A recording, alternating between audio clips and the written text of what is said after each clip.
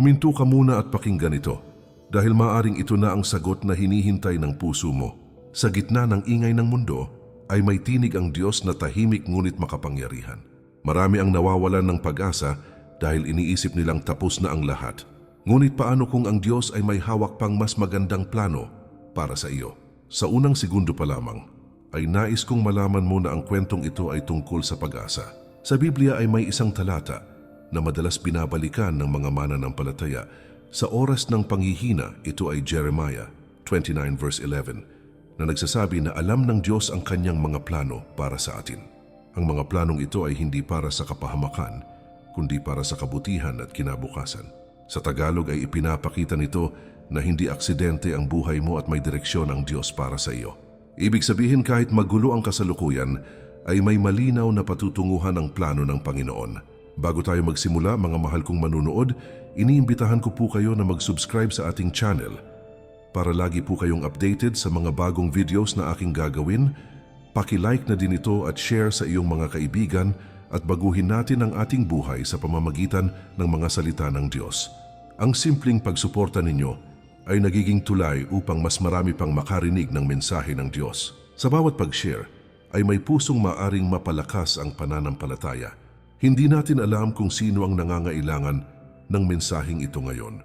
Ngunit alam natin na ginagamit ng Diyos ang bawat isa sa atin. Bilang mga Pilipino na kilala sa malalim na pananampalataya, ay sanay tayong kumapit sa pangako ng Diyos. Sa gitna ng bagyo ng buhay, ay lumuluhod tayo at nananalangin. Ang Jeremiah 29 verse 11 ay nagpapaalala na ang Diyos ay hindi pabaya. May layunin ang bawat luha at paghihintay. May magandang wakas ang mga nagtitiwala sa Kanya. Sa pagpapatuloy ng mensaheng ito, ay tatalakayin natin ang 7 pangako ng Diyos na hindi kailanman masisira. Ito ang mga pangakong nagbibigay lakas sa mga pagod at sugatang puso. Mga pangakong tumatayo bilang haligi ng pananampalataya sa gitna ng kahinaan. Hindi ito mga salita lamang, kundi katotohanang napatunayan ng panahon. Manatili ka hanggang dulo at hayaang ang Diyos mismo ang magsalita sa iyong buhay. Unang pangako, ang Diyos ay laging nariyan. Ang unang pangako ng Diyos ay ang kanyang patuloy at hindi napuputol na presensya sa ating araw-araw na buhay.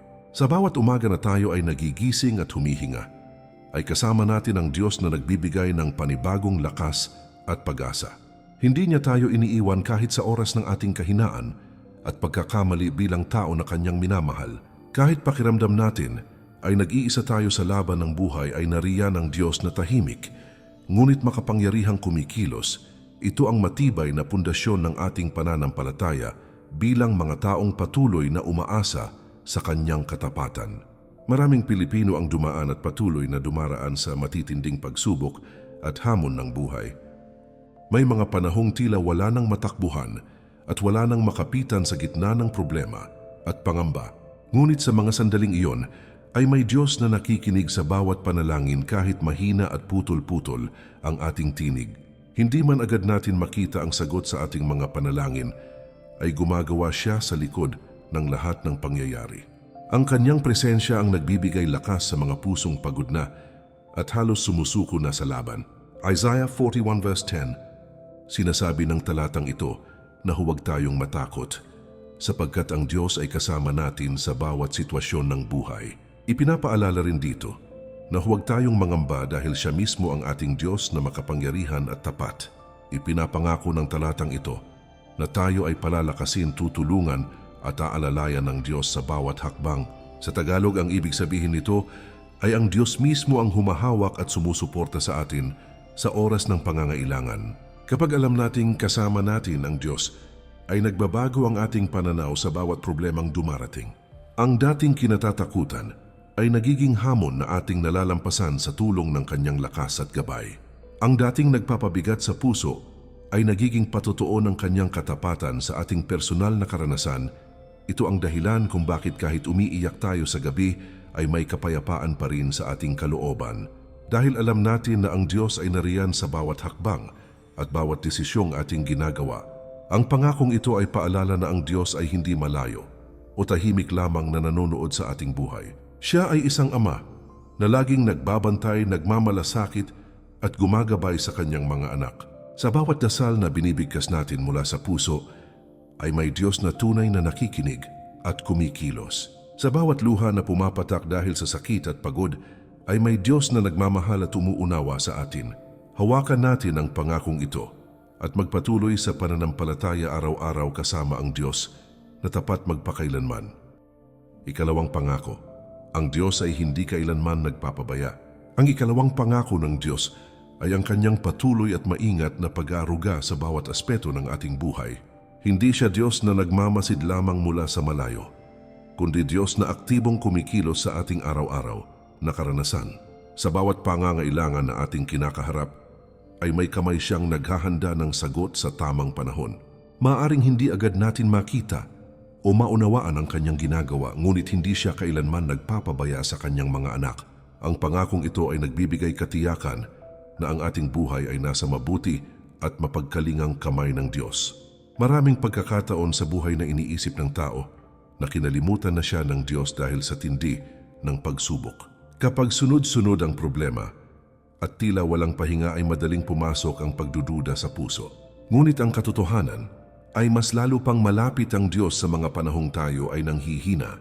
Tahimik man ang langit sa ating paningin, ay hindi ibig sabihin ay wala siyang ginagawang solusyon. Ang kanyang pagkilos ay laging napapanahon at laging may layuning ikabubuti ng ating buhay. Matthew 6 verse 33. Sinasabi ng talatang ito na unahin natin ang kaharian ng Diyos at ang kanyang katuwiran sa lahat ng bagay. Ipinapangako dito na ang lahat ng ating pangangailangan sa buhay ay idaragdag sa atin ng Diyos. Sa Tagalog, ang kahulugan nito ay kapag ang Diyos ang inuuna natin sa puso at gawa, ay siya ang bahalang maglaan. Ipinapakita ng talatang ito na ang Diyos ay hindi nagpapabaya sa mga taong tunay na nagtitiwala sa Kanya. Kapag pinili nating magtiwala sa Diyos, ay natututo tayong maghintay ng may pananampalataya at kapanatagan. Ang pag-aalala at takot ay napapalitan ng kapayapaan na nagmumula sa Kanyang presensya. Ang kakulangan na ating nararanasan ay nagiging patotoo ng Kanyang sapat at tapat na biyaya. Ito ang dahilan kung bakit kahit kapos ay may pasasalamat pa rin sa ating puso, dahil alam natin na ang Diyos ay hindi nagkukulang sa pagtupad ng Kanyang mga pangako. Ang ikalawang pangakong ito ay paalala na ang Diyos ay ating tapat na tagapaglaan sa bawat panahon. Hindi man sobra ang mayroon ay sapat ito, dahil siya ang may hawak ng ating kinabukasan. Sa bawat araw na lumilipas, ay pinapatunayan niya ang Kanyang katapatan sa maliliit at malalaking bagay. Hindi niya hinahayaang mapabayaan ang Kanyang mga anak na patuloy na lumalapit sa Kanya. Magtiwala tayo at ipagpatuloy ang buhay na inuuna ang Diyos sa lahat ng bagay na ating ginagawa. Ikatlong pangako, ang Diyos ay nagbibigay ng kapayapaan. Ang ikatlong pangako ng Diyos ay ang Kanyang kaloob na kapayapaan na hindi kayang ibigay o palitan ng anumang bagay sa mundo. Sa gitna ng kaguluhan, ingay at bigat ng buhay, ay may kapayapaang nagmumula sa presensya ng Diyos. Ang kapayapaang ito ay hindi nakabase sa sitwasyon ng buhay, kundi sa katiyakan ng Kanyang pagmamahal. Kahit may problema sa paligid at maraming tanong sa isip, ay maaring maging payapa ang pusong nagtitiwala sa Kanya. Ito ang uri ng kapayapaang hinahanap ng maraming tao, ngunit sa Diyos lamang tunay na matatagpuan. Maraming Pilipino ang nabubuhay na may dalang bigat ng isip at puso sa bawat araw ng kanilang buhay. May mga alalahanin tungkol sa pamilya, trabaho, kalusugan at kinabukasan na bumabagabag sa isipan. Minsan kahit kasama ang maraming tao at kaibigan ay ramdam pa rin ang pag-iisa. Ngunit ang Diyos ay nag-aalok ng kapayapaang lumalampas sa pangunawa ng tao. Ito ang kapayapaang nagpapatahimik sa bagyong nasa loob ng ating puso at isipan. John 14 verse 27, sinasabi ng talatang ito na ang kapayapaang ibinibigay ni Jesus ay hindi tulad ng kapayapaang iniaalok ng mundo. Ipinapahayag din dito na hindi dapat mabagabag o matakot ang ating mga puso. Sa Tagalog, ang kahulugan nito ay ang Diyos mismo ang nagbibigay ng tunay at pangmatagalang kapayapaan sa atin. Ito ay kapayapaang nananatili kahit hindi nagbabago ang sitwasyon sa ating paligid. Kapag tinanggap natin ang kapayapaang galing sa Diyos, ay unti-unting nagbabago ang ating pananaw sa buhay. Ang takot ay napapalitan ng pagtitiwala sa Kanyang plano at kalooban para sa atin. Ang pag-aalala ay unti-unting nawawala dahil sa katiyakang kasama natin ng Diyos sa bawat hakbang Ito ang dahilan kung bakit may ngiti pa rin kahit dumaraan sa mabibigat na pagsubok. Dahil ang puso ay pinupuno ng kapayapaang mula sa Diyos na nagbibigay lakas araw-araw. Ang ikatlong pangakong ito ay paalala na hindi nais ng Diyos na mabuhay tayo sa takot, pangamba at pagkabalisa. Nais niya na ang kanyang mga anak ay mamuhay ng may kapanatagan at buong pagtitiwala sa Kanya. Sa bawat panalangin na ating iniaalay, ay inihahandog din niya ang kanyang kapayapaan sa ating puso. Ito ang regalong nagbibigay lakas at pag-asa sa atin sa araw-araw na pamumuhay. Hawakan natin ang pangakong ito at piliing mamuhay sa kapayapaang nagmumula sa Diyos. Ikaapat na pangako. Ang Diyos ay nagbibigay ng lakas. Ang ikaapat na pangako ng Diyos ay ang kanyang lakas na masaganang ibinibigay sa mga taong nanghihina at lubos na napapagod. Sa mga sandaling pakiramdam natin ay ubos na ang ating kakayahan at wala nang natitirang lakas ay may lakas na nagmumula sa Diyos. Ang lakas na ito ay hindi galing sa ating sarili, kundi sa kanyang walang hanggang kapangyarihan. Kahit tila hindi na kaya ng katawan at isipan, na magpatuloy ay may bagong lakas na kanyang ibinubuhos sa ating puso. Ito ang lakas na tumutulong sa atin upang magpatuloy at lumaban kahit mahirap at mabigat ang landas. Maraming Pilipino ang patuloy na lumalaban sa hamon ng araw-araw na buhay nang may tahimik na pagtitiis. May pagod sa trabaho, may bigat sa pamilya at may luha na hindi nakikita ng ibang tao. Minsan ay kinakailangan pa ring ngumiti sa harap ng iba kahit durog na ang loob sa loob. Ngunit ang Diyos ay nakakakita sa lahat ng ito at hindi siya bulag sa ating hirap at pagod. Handa siyang magbigay ng lakas sa mga pusong halos sumuko na sa laban ng buhay. Philippians 4 verse 13. Sinasabi ng talatang ito na kaya nating gawin ang lahat ng bagay sa pamamagitan ni Kristo na nagbibigay lakas sa atin. Ipinapahayag dito na ang tunay na lakas na ating kailangan ay nagmumula kay Kristo at hindi sa ating sariling kakayahan. Sa Tagalog, ang kahulugan nito ay hindi tayo nag-iisa sa laban dahil may Diyos na patuloy na nagpapalakas sa atin. Ipinapangako ng talatang ito na anumang hamon sa buhay ay maaari nating harapin sa tulong ng kanyang lakas. Kapag tinanggap natin ang lakas na galing sa Diyos, ay unti-unting nagbabago ang ating pananaw sa kahirapan at pagsubok. Ang dating akala natin ay katapusan na, ay nagiging simula ng panibagong pag-asa at panibagong lakas. Ang matinding pagod ay napapalitan ng tapang na magpatuloy sa kabila ng lahat ng pagsubok. Ito ang dahilan kung bakit may lakas pa ring bumangon kahit paulit-ulit na nadadapa at nasasaktan. Dahil ang Diyos ang pinanggagalingan ng ating tibay at matatag na paninindigan sa buhay. Ang ikaapat na pangakong ito ay paalala na ang Diyos ay ating sandigan sa oras ng kahinaan at panghihina. Hindi niya hinihintay na maging malakas tayo bago siya kumilos sa ating buhay. Sa halip ay lalo siyang lumalapit at umaakay kapag tayo ay nanghihina at napapagod. Sa bawat panalangin na ating iniaalay, ay may lakas na kanyang ibinibigay sa tamang panahon. Hawakan natin ang pangakong ito at magpatuloy sa buhay na may tapang pananampalataya at pag-asa. Ikalimang pangako. Ang Diyos ay nagpapatawad at nagbibigay ng panibagong simula. Ang ikalimang pangako ng Diyos ay ang kanyang handang magpatawad at magbigay ng panibagong simula sa bawat pusong nagsisisi. Sa kabila ng ating mga pagkukulang at paulit-ulit na pagkakamali, ay nananatiling bukas ang kanyang puso para sa atin. Hindi niya tayo hinahatulan agad, kundi buong pagmamahal na inaanyayahan tayong lumapit at magbalik loob.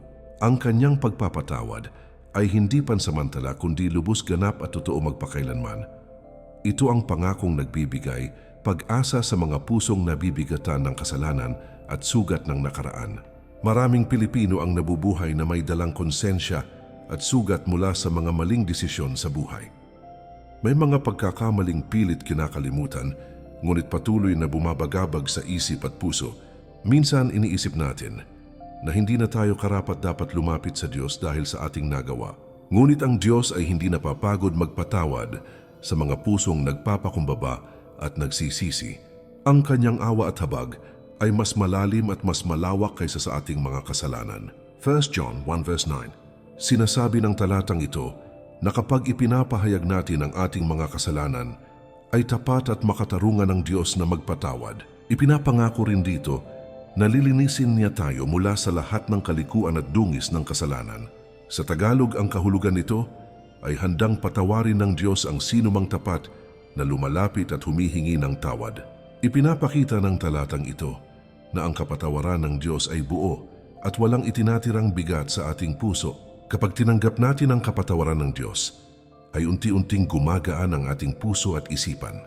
Ang bigat ng nakaraan ay napapalitan ng kalayaan, kapayapaan at bagong pag-asa sa buhay.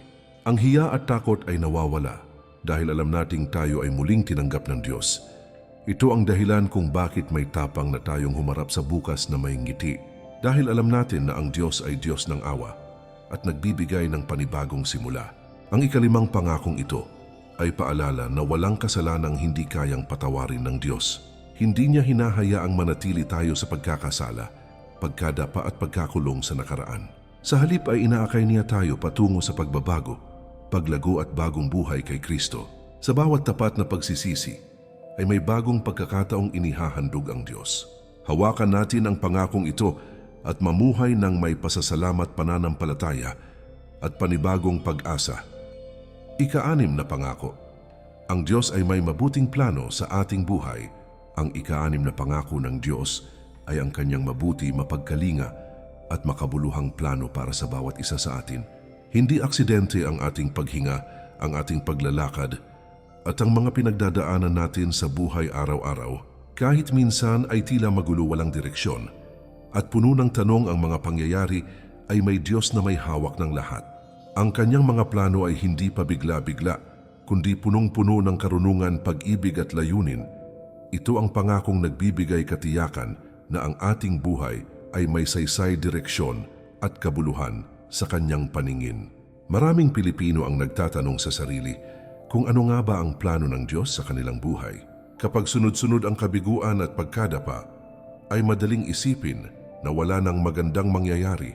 Minsan ay ikinukumpara natin ang sarili sa iba, at doon nagsisimulang pumasok ang panghihina ng loob. Ngunit ang Diyos ay may natatanging plano para sa bawat tao ayon sa kanyang kalooban. Hindi niya tayo hinuhusgahan batay sa ating bilis, kundi sa ating patuloy na pagtitiwala sa Kanya. Jeremiah 29 verse 11. Sinasabi ng talatang ito na alam ng Diyos ang mga planong inihanda niya para sa atin mula pa sa simula. Ipinapahayag dito na ang mga planong ito ay para sa ating kabutihan at hindi para sa ating kapahamakan.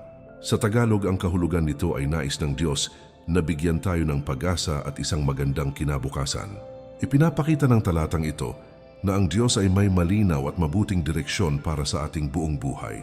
Kapag naniwala tayo sa plano ng Diyos, ay natututo tayong maghintay ng may pananampalataya at pagtitiyaga. Ang pagmamadali at pagkabalisa ay napapalitan ng pagtitiwala sa kanyang tamang oras. Ang kabiguan at pagkaantala ay nagiging bahagi ng proseso ng ating paglago bilang tao at mananampalataya. Ito ang dahilan kung bakit kahit mahirap ang pinagdadaanan, ay patuloy pa rin tayong umaasa. Dahil alam natin na ang Diyos ay gumagawa ng mabuti sa likod ng lahat ng nangyayari. Ang ika-6 na pangakong ito ay paalala na ang ating buhay ay hindi kailanman walang saysay o direksyon. May layunin ang bawat luha, paghihintay at pagsubok na ating nararanasan. Sa bawat hakbang ng ating paglalakbay, ay ginagabayan tayo ng Diyos patungo sa kanyang plano. Hindi man agad malinaw ang lahat ng sagot, ay tiyak na may magandang wakas ang mga nagtitiwala sa Kanya. Hawakan natin ang pangakong ito at magpatuloy sa buhay na may buong pagtitiwala at matibay na pag-asa. Ika-7 pangako. Ang Diyos ay mananatiling tapat magpakailanman. Ang ika-7 pangako ng Diyos ay ang kanyang walang hanggang katapatan na hindi kailanman nagbabago sa anumang panahon. Sa mundong puno ng pangakong napapako at relasyong nasisira, ay may Diyos na nananatiling tapat sa kanyang salita. Kahit magbago ang tao, ang damdamin, at ang sitwasyon ng buhay, ay hindi nagbabago ang Diyos kailanman. Ang kanyang katapatan ay hindi nakabase sa ating gawa, pagkukulang o kabiguan, kundi sa kanyang likas na pagkatao. Ito ang pangakong nagbibigay katiyakan na ang ating pag-asa ay may matibay na pundasyon. Maraming Pilipino ang nasaktan at nadismaya dahil sa mga pangakong binitiwan ngunit hindi tinupad. May mga taong nangakong mananatili ngunit tuluyang nawala sa oras ng pangangailangan. Dahil sa mga karanasang ito, ay may mga pusong natutong magduda at matakot na muling umasa. Ngunit ang Diyos ay hindi tulad ng tao na nagsisinungaling o basta tumatalikod sa kanyang pangako. Siya ay nananatiling tapat, kahit tayo ay minsang nagiging mahina at hindi tapat. Lamentations 3 verse 22 and 23. Sinasabi ng talatang ito na ang tapat na pag-ibig ng Panginoon ay hindi nagwawakas kailanman. Ipinapahayag din dito na ang kanyang mga habag at awa ay bago tuwing umaga. Sa Tagalog, ang kahulugan nito ay araw-araw tayong binibigyan ng Diyos ng bagong awa, lakas at biyaya. Ipinapakita ng talatang ito na ang katapatan ng Diyos ay sariwa, totoo at maaasahan sa bawat araw. Kapag kinilala natin ang katapatan ng Diyos, ay nagbabago ang paraan ng ating pagtitiwala sa Kanya. Ang takot na muling masaktan ay napapalitan ng lakas ng loob na umasa muli sa Diyos. Ang pagdududa ay napapalitan ng matibay na pananampalataya sa Kanyang mga pangako. Ito ang dahilan kung bakit kahit paulit-ulit tayong madapa, ay patuloy pa rin tayong bumabangon. Dahil alam natin na ang Diyos ay tapat at hindi kailanman bibigo sa Kanyang mga anak. Ang ikapitong pangakong ito ay paalala na ang Diyos ay maaasahan sa lahat ng panahon at sitwasyon ng buhay. Hindi siya nagkukulang at hindi siya tumatalikod sa mga taong patuloy na lumalapit sa Kanya. Sa bawat araw na ating ginugugol ay tahimik niyang pinapatunayan ang Kanyang katapatan. Kahit sa gitna ng kahinaan ng tao at pagbabago ng mundo ay nananatili siyang matatag. Hawakan natin ang pangakong ito at mamuhay ng may matibay na pananampalataya at buhay na pag-asa sa Diyos. May Diyos na nais magpaalala sa iyo na ang Kanyang mga pangako ay buhay at totoo hanggang ngayon. Ang bawat salitang iyong narinig ay maaaring sagot sa panalangin matagal mo nang ibinubulong. Sa sandaling ito ay hinihikayat ka ng Diyos na huwag bibitaw sa pananampalataya. Dahil ang Diyos na nangako ay siya ring Diyos na tutupad.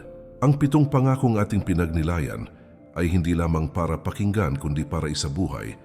Ito ay mga salitang nagbibigay lakas sa mahina at pag-asa sa nawawala ng direksyon.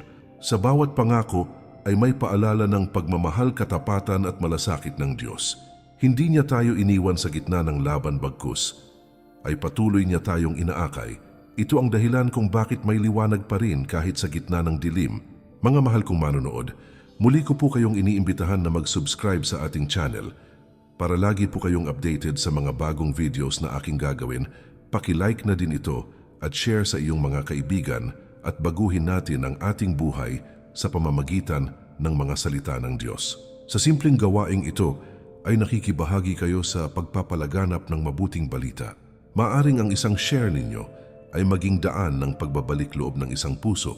Maaring ang isang like ay maging simula ng pagbabago ng isang buhay.